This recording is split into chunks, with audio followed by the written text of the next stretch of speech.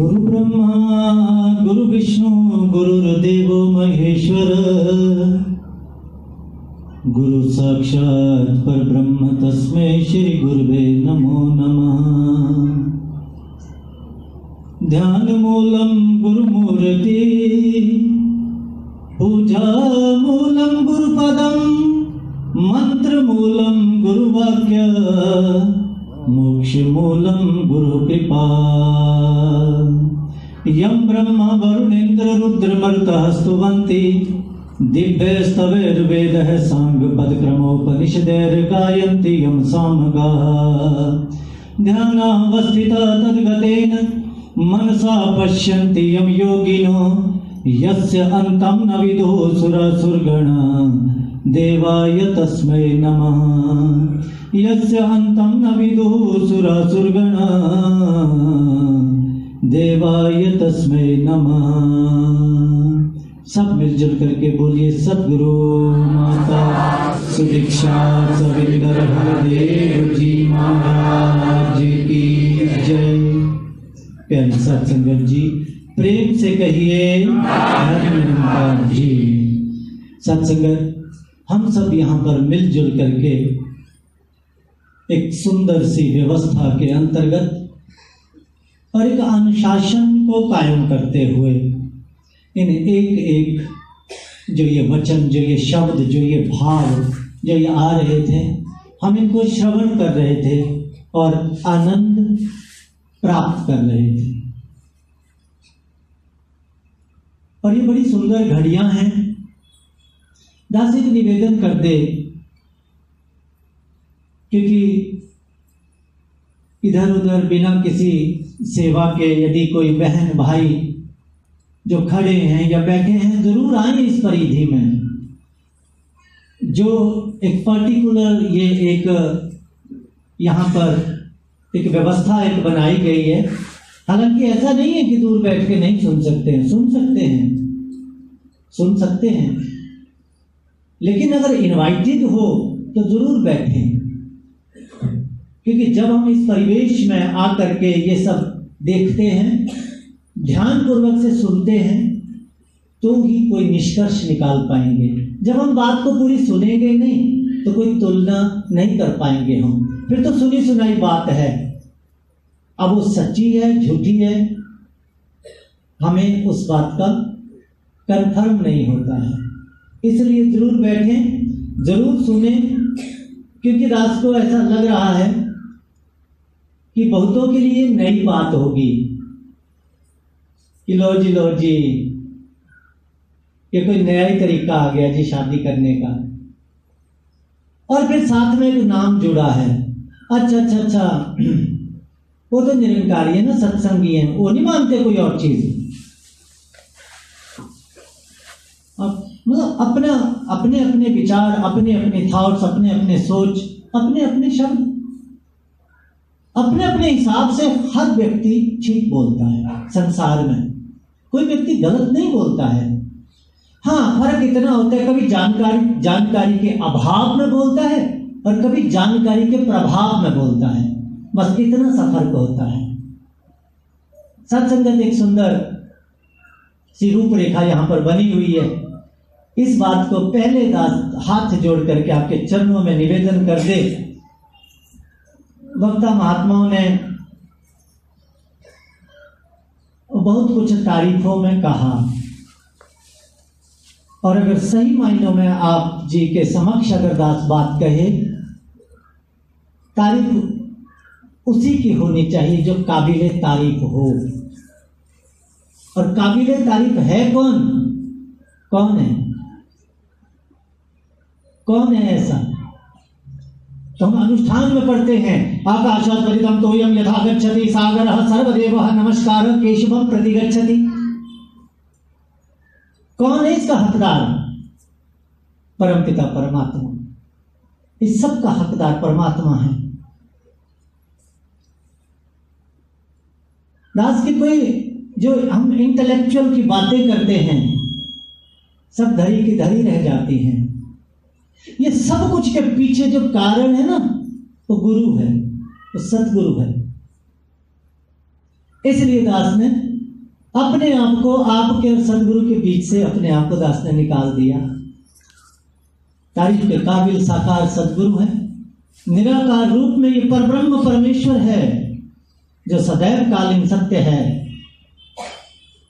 जो उत्पत्ति के साथ उत्पन्न नहीं होता, प्रलय के साथ प्रलय नहीं होता। ये गुण है ईश्वर का, जिसकी उत्पत्ति ना हो, जिसका विनाश ना हो, जो अजन्मा हो, अजर हो, अमर हो, अविनाशी हो, नित्य हो, तीन काल सत्य हो। मिलान करो, क्या ऐसा प्रभु मिला जिसमें ये गुण मैच कर रहे हो?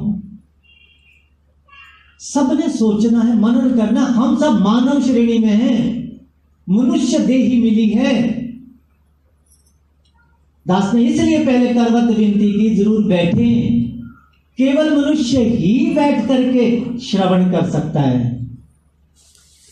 केवल ये मनुष्य के भाग में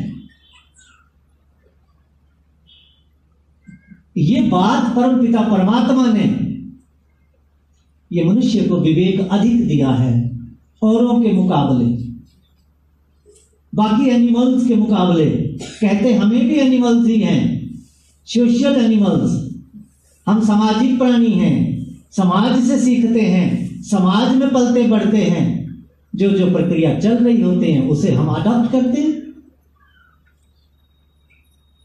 इसलिए जरूर बैठे, सुने। मनुष्य तन मिला है, मनुष्य तन, जिसके लिए कहा है रामचरितमानस में, बड़े भाग मानुष तन पावा, सुर दुर्लभ सद ग्रंथ ही गावा, साधन धाम मोक्ष करि द्वारा, पाए न जेहि परलोक सवारा। भाई बड़े भागों से मनुष्य तन मिला है। कितने कितने महात्माओं ने कहा, हीरे जैसा ये जन्म है तेरा, कौड़ियों के भाव मत इसको गवा। हीरे जैसा जन्म कहा। रामचरितमानस कह रही है देवताओं को दुर्लभ है, देवताओं को क्या, मानुष तन। अब हम डिसाइड करें डिसाइड हम क्या कर रहे हैं। कहते दुर्लभ है, हाँ। कहते और क्या है आगे? कहते देवता तरसते हैं। किसके लिए? इस मानुष तन के लिए। भाई ऐसी क्या बड़ी बात है? तो अगली लाइन में फिर कह दिया, कहते ये साधन है। किस चीज का? कहते मोक्ष का। साधन धाम मोक्ष करि द्वारा, ये साधन है, ये मीडियम है, माध्यम है। किसका? कहते मोक्ष के द्वार तक पहुंचाने का। इस कारण से ये दुर्लभ है।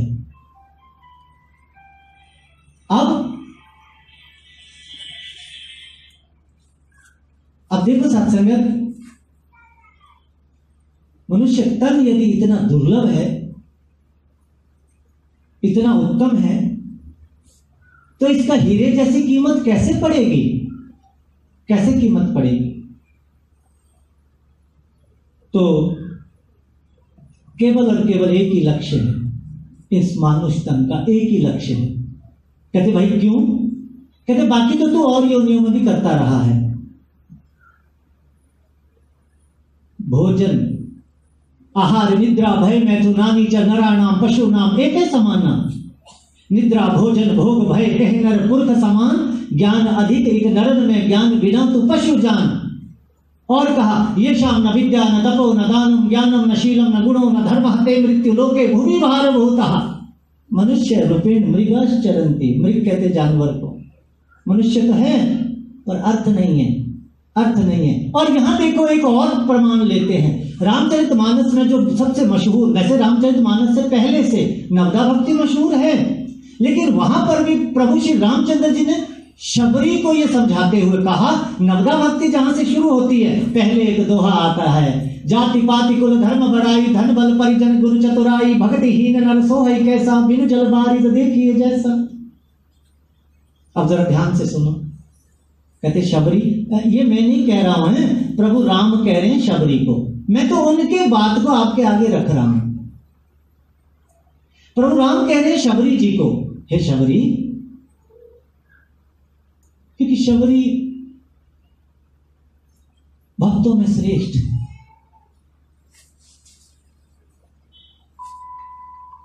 मतंग ऋषि के आश्रम में अनेकों और शिष्य थे, अनेकों ज्ञानवान थे, लेकिन गुरु के हुक्म को जिसने ज्यों का त्यों फॉलो किया वो थी शबरी।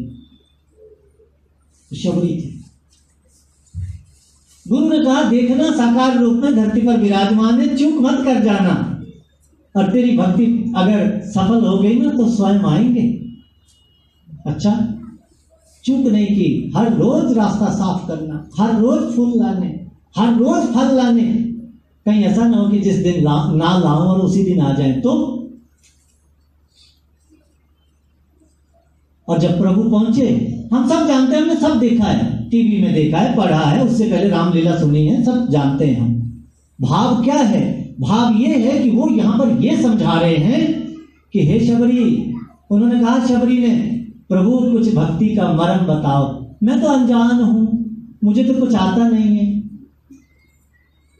कहते शबरी, जो अपने आप को अनजान मान लेता है ना, केवल वही इस अवस्था को प्राप्त कर लेता है, अन्यथा तो हर कोई सब जानता है। यही तो बात है। किसी से बात करके देखो, मुझे सब पता है, कर लो किसी से, मुझे सब पता है। सब पता हो ही नहीं सकता, क्योंकि किसी एक काम में महारत हासिल की जा सकती है, सभी में नहीं। जो डॉक्टर है वो हवाई जहाज नहीं चला सकता, जो हवाई जहाज वाला है ऑपरेशन नहीं कर सकता, जो किसी दूसरे उसमें फिलोसफर है वो किसी दूसरे काम को नहीं कर सकता है। पर्टिकुलर उसको वो पढ़ाई करनी पड़ेगी, और जिंदगी का टाइम इतना ही होता है कि कई पढ़ाइयां कर नहीं सकते, उतने में समय पूरा हो जाता है। इसलिए प्रभु राम कहते हैं तो शबरी चल, फिर भी कहता हूं कि अगर कोई इंसान, कहते जाति पाति का बड़ा ऊंचा हो, जाति पाति का बड़ा ऊंचा हो, जाति पाति। अब यहां पर भी यही बात शायद आ रही है, महात्माओं ने भी कहा। अब हमारे गोवर्धन शर्मा जी, इन्होंने ये प्रयास किया इस तरह से कि हम तो ऐसे करेंगे जी। प्रकाश बड़ा हैरान है कि सुमन शर्मा जी बैठे हैं कि इन्होंने इस चीज को एक्सेप्ट कर लिया, ठीक है। यहां मैं एक चीज और कहना चाह रहा हूं, एक नया नहीं है, नया नहीं है। हम किसी दुविधा में नहीं रहे, हे क्या हुआ, हमारे तो ऐसा रिवाज ही नहीं है जी। तो जरा 20 साल पहले का देख लो रिवाज, थोड़ा 50 साल पहले का देख लो, क्या था जो आज है। रिवाज मानव निर्मित होते हैं, मैन मेड, और जो चीज मैन मेड होती है वो परिवर्तनशील होती है। क्यों? प्रकृति का नियम है, पहला बड़ा नियम है कि प्रकृति, ये जो पदार्थ है, जो मैटर है, इसका पहला बड़ा नियम है परिवर्तनशील है। इसमें परिवर्तन रहेगा, ना भी करें तो भी रहेगा। दास को याद है, यहीं हिमाचल से हूं, 20 साल 30 साल 40 साल पहले के जाओ, 4-4 दिन की 6 जून की शादी बोलते थे जी। 6 जून मतलब 6 टाइम का खाना। आज रखो जरा तो जवाब मिलेगा, ना जी ना, एक टाइम में मुश्किल है संभालना। 4 दिन कौन रखे रिश्तेदारों को? क्यों?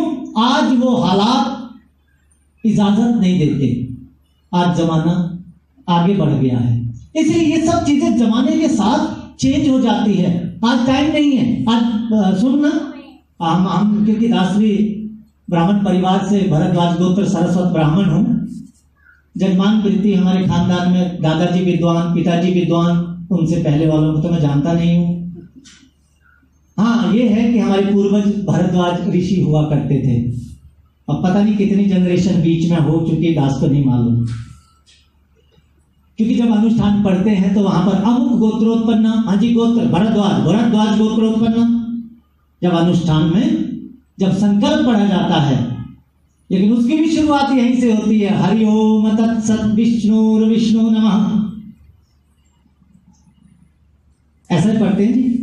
इसमें एक ही लाइन जो है वो परमात्मा के निमित्त स्टार्ट है, बस हरि ओम तत् सत, केवल वो ही सत्य है, बस। कौन? सोचो जरा, किसको कहा तत्सत? परमात्मा, केवल परमात्मा ही सत्य है। बाकी मैं जो पढ़ रहा हूं ना, ये तो एफिडेविट है। फलाने का बेटा, फलाना गोत्र, फलानी जगह, अमुक गोत्रोत्पन्न, अमुक ग्रामे, अमुक जनपदे, अमुक। अब जितना जोड़ लो, अब जितनी बच्ची व्याख्या कर लो, और फिर जो समय चल रहा है, अमुक लग्ने, अमुक नक्षत्रे, अमुक अमुक संवत्सरे, तो जोड़ दिया जाएगा। लेकिन उसमें परमात्मा का जिक्र तो पहली लाइन है, हरि ओम तत्सत विष्णु विष्णु नमः। श्री परमात्मा ने श्री श्वेत बराह कल्पे में मन्वंतरे। अब तो फिर दूसरी चीज शुरू हो गई, लेकिन शुरुआत परमात्मा के नाम से। केवल परमात्मा सत्य है, केवल परमात्मा सत्य है। अब जरा दास स्थिर रहेगा उस बात पर, इस विषय पर कि हमने नवदा भक्ति शुरू की है। अब बीच में हमने शुरुआत की है कि वो प्रभु राम कह रहे जाति पाति, यहां से शुरुआत हुई है। जाति पाति, कुल, धर्म, बड़ाई, इस बात पर आगे बढ़ता हूं, लेकिन सबसे पहले तो जाति पाति प्रभु कह रहे हैं, राम कह रहे हैं। अब पता होता क्या है, महात्मा कह भी रहे थे कि इन्होंने उत्साह दिखाया, प्रयास किया, और एक कोई बात नहीं, जो होगा देखी जाएगी। और दास ये कह रहा है ये नया नहीं है। अब बड़ा कॉन्फ्लिक्ट पैदा हो गए होंगे माइंड में, विरोधाभास, ये क्या बात हुई जी, हमने तो इससे पहले नहीं देखी है। नहीं नहीं, पुराने जमाने में कुछ और ही था। जो आज हमारे सामने समाज में भी हो रहा है, वो भी 50 साल पहले नहीं होता था, नहीं होता था। और उससे 100 साल 200 साल जो पहले होता था, वो आज नहीं है। हमारे हिंदुइज्म में 16 संस्कारों का जिक्र है, जिसमें से आज 12 प्रचलित हैं। और उसमें एक आता है संस्कार यज्ञोपवीत संस्कार या उपनयन संस्कार, एक के दोनों नाम है। और वो धीरे धीरे धीरे धीरे विवाह संस्कार के दौरान ही उसको किया जाता था। विवाह से पहले जनेऊ धारण करना, उसको यज्ञोपवीत या उपनयन संस्कार कहा जाता है। और जब दास का उपनयन संस्कार हुआ तो पूरी रात लग गई। बाहर से बुलाए गए आचार्य, कुल पुरोहित तो थे ही, आचार्य और बुलाए गए, क्योंकि वो गुरु बनने हैं, उन्होंने गुरु मंत्र देना है। पूरी रात लग गई। अब ये होना है, अब ये काशी जाएंगे, और ऐसा होना है, फिर लौटेंगे, फिर परिवार बुलाने जाएगा, मना करेंगे, फिर गुरु बुलाने जाएगा, फिर वो करेंगे हाँ अब मैं आता हूं। फिर उन्होंने मंत्र दिया, फिर जनेऊ धारण हुआ। लेकिन अगर उसका पीछे का हम पढ़ें कि उसके रीजन क्या था, तो रीजन उपनयन, एक और आंख, नयन मतलब आंख,